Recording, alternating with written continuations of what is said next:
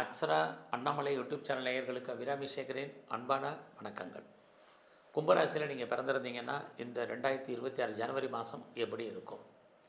கிரகங்களால் ஏதாவது நன்மை இருக்கா? இல்லை கிரகங்களால் நமக்கு ஏதாவது பிரச்சனைகள் இருக்கா? அதிலேருந்து நம்ம ஏதாவது மீண்டு வந்துடலாமா? என்ன வழிபாடு?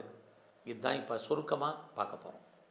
அப்படி பார்க்குற போது ஒரு பக்கம் உங்களுடைய ராசிநாதன் சனி பகவான் கோச்சாரத்தில் உங்கள் ராசிக்கு 2ஆம் இடத்துல இருக்கார்.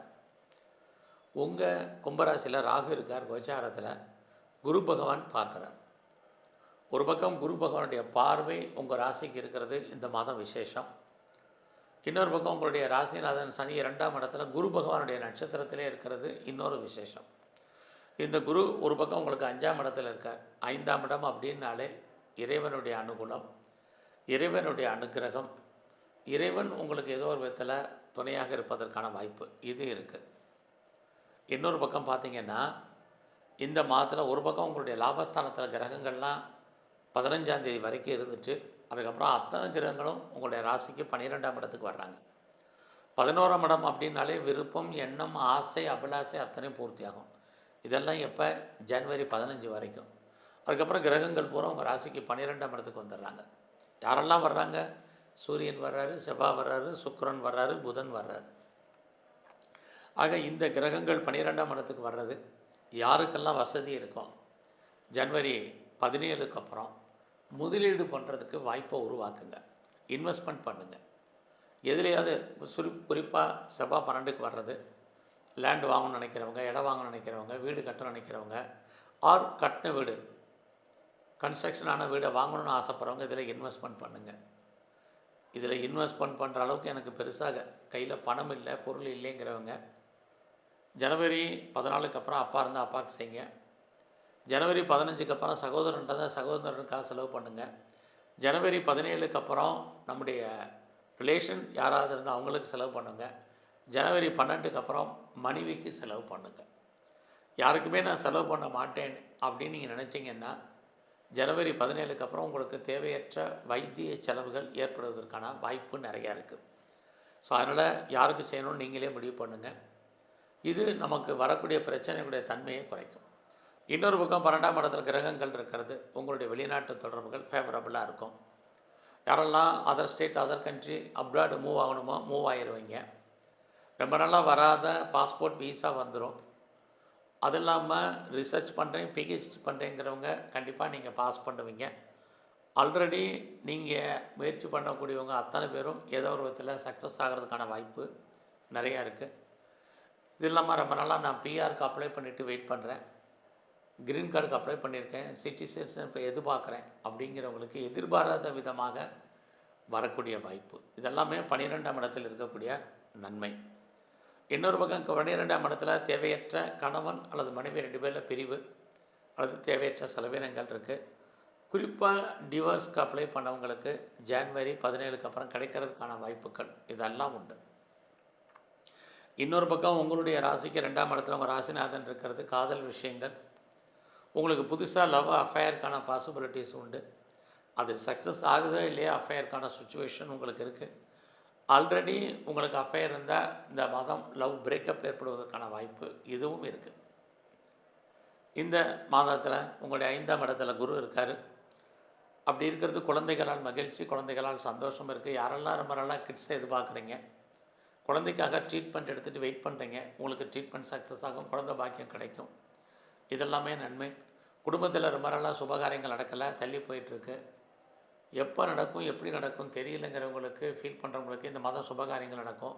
நீங்களும் அடிக்கடி சுபகாரியங்கள், சுப நிகழ்ச்சிகளில் பார்ட்டிசிபேட் பண்ணுவீங்க, அதுக்காக செலவு பண்ணுவீங்க.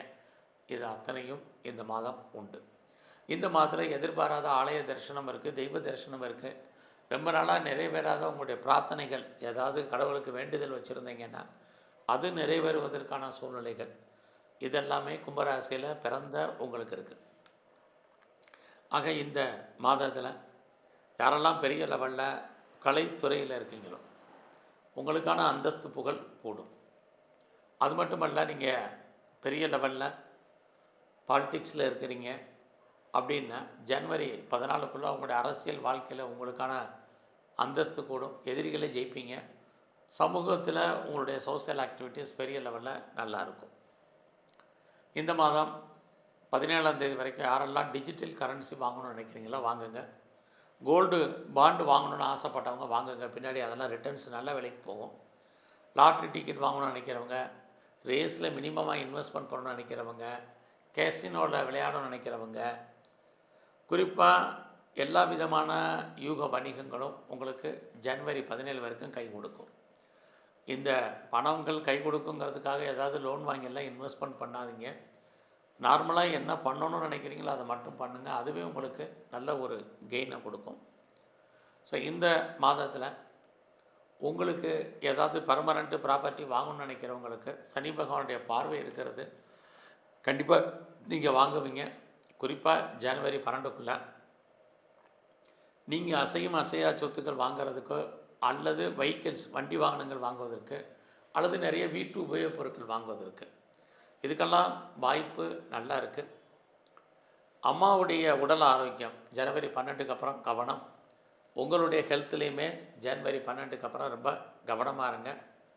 வாழ்க்கையில் எல்லாம் இருந்தாலும் சில சமயங்களில் மகிழ்ச்சி இல்லாத சூழ்நிலை இருக்கும். அதில் கவனமாக இருங்க. இந்த மாதம் உங்களுடைய பிஸ்னஸ், சொந்த பிஸ்னஸ் எப்படி இருக்குன்னு பார்க்குறோம். நீங்கள் ஏதாவது பிஸ்னஸ் தனிப்பட்ட முறையில் பண்ணிகிட்டு இருந்தீங்கன்னா ஜனவரி 14 வரைக்கும் உங்களுடைய பிஸ்னஸில் நல்ல கெயின் இருக்குது. அதுக்கப்புறம் இன்வெஸ்ட்மெண்ட்டு கூடும்.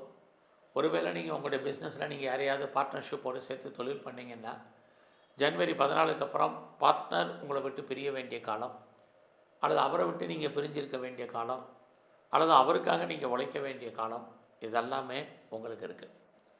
இந்த மாதத்தில் உங்களுடைய ஹையர் ஸ்டடி பரவாயில்ல. குறிப்பாக இந்த மாதத்தில் உங்களை பொறுத்த வரைக்கும் நான் முதலே சொன்ன மாதிரி வெளிநாட்டு தொடர்புகள் ரொம்ப ஃபேவரபுளாக இருக்கும்.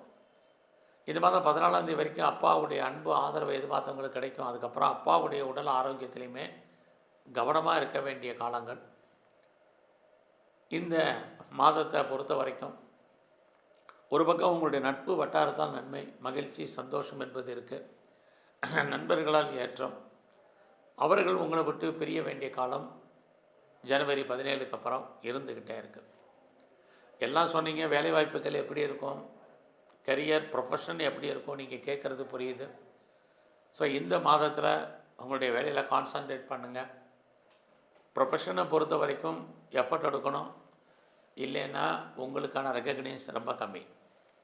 ஏன்னா வேலை இல்லைங்கிற சுச்சுவேஷன் இருந்தால் கூட வேலையில் எஃபர்ட் எடுங்க. அப்படி இருந்தால் தான் வேலை நல்லாயிருக்கும். இல்லைன்னா நீங்கள் எந்த ஜாபில் இருந்தாலும் சரி, நான் கவர்மெண்ட் சர்வீஸில் இருக்கேன், ப்ரைவேட் செக்டாரில் இருக்கேன், எனி அதர் ஃபீட்டர் கன்சர்னில் இருக்கேன், எதில் இருந்தாலும் உங்களுடைய வேலையில் எஃபர்ட் எடுக்கலைன்னா பார்க்கும் வேலையை விட வேண்டிய சூழ்நிலை, வெளியேற்றப்பட வேண்டிய சூழ்நிலை, வேலையில் லாங் லீவ் போட வேண்டிய சுச்சுவேஷன் இருக்குது. இல்லைன்னா நீங்கள் உழைப்பீங்க, அடுத்தவங்க பேர் வாங்குவாங்க, உங்களுக்கு கீழே இருக்கிறவங்க மேலே வருவாங்க. உங்களுடைய கொலீக்ஸ் பெருசாக உங்களுக்கு சப்போர்ட் பண்ணுறதுக்கான வாய்ப்பு ரொம்ப குறைவு. ஆக ஜாப் இருக்கான்னு மட்டும் பாருங்கள். எது எப்படி இருந்தாலும் இந்த மாதம் உங்களுடைய விருப்பம், எண்ணம், ஆசை, அபிலாசை பூர்த்தியாகும். இந்த மாதத்தில் உங்களை பொறுத்த வரைக்கும் முயற்சிகள் பெரிய லெவலில் பண்ணுங்கள். குறிப்பாக இந்த மாதம் முழுவதுமே எங்கெல்லாம் சிவாலயங்கள் இருக்க சிவ தரிசனம் பண்ணுங்கள். குறிப்பாக முருகப்பெருமானுடைய ஆலயங்களுக்கு அவருடைய வழிபாடு பண்ணுங்கள். பெருமாள் ஸ்தலத்தில் இருக்கக்கூடிய பெருமாளை நல்லா வழிபாடு பண்ணிட்டு வாங்க. எல்லாவற்றுக்கும் மேலாக வாய்ப்பு இருக்கிறவங்களாம் சித்தர்களை தரிசனம் பண்ணுங்கள். நல்லதொரு வேலை உங்களுக்கு அமையும். உடல் ஆரோக்கியம் நன்கு அமையும். நன்றி, வணக்கம்.